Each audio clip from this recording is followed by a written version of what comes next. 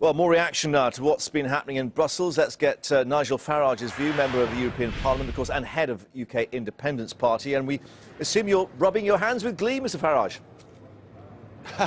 Well, it's certainly a very fundamentally important night for Britain's relationship with the European Union. But the temptation is to say, look, well done, Cameron, let's all cheer. But let's realise this. He gained absolutely nothing last night. He tried to put some protection in place for our financial markets. President Sarkozy told him to take a running jump, and what that means is all the talk over the last few weeks about repatriating powers aren't worth a light. An a la carte menu will not be offered to us in future. And I also feel that there's going to be a degree of retribution for this. You know, Sarkozy made it pretty clear he was deeply unhappy with the Brits.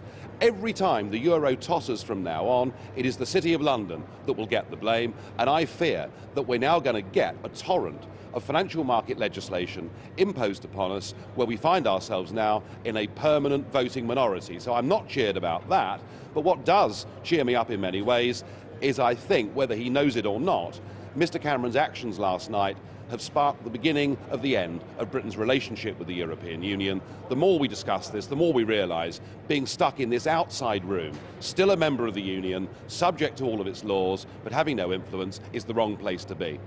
So what of that argument that, you know, it's very difficult for us to disentangle ourselves from the European Union? Should we actually still be in that room, having an influence, a sway, particularly on these decisions on the financial markets in the city? Because many people are pointing out now what David Cameron has done is to remove that influence.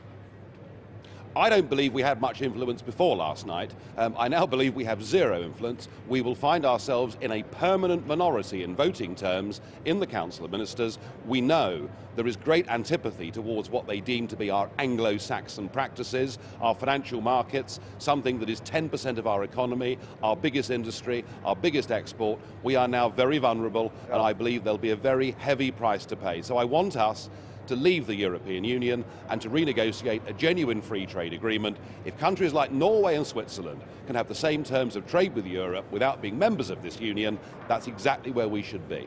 What about the argument then that all this basically is a political wrangle, a political decision, and it's fiddling away while the euro burns? And really, we ought to be addressing the issue of the single currency, even though we're not in it, because so much of our trade is done with that euro group. Listen, the argument that is being put here by 17 countries, and sadly supported by David Cameron and George Osborne, is that everything must be done to save the euro.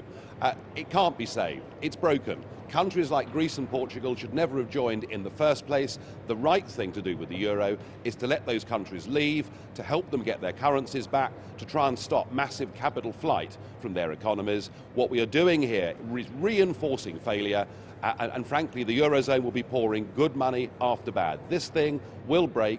Nothing that happened last night is going to help the euro in any way at all. Nigel Farage, thank you very much indeed for joining us there in Brussels. Thank you.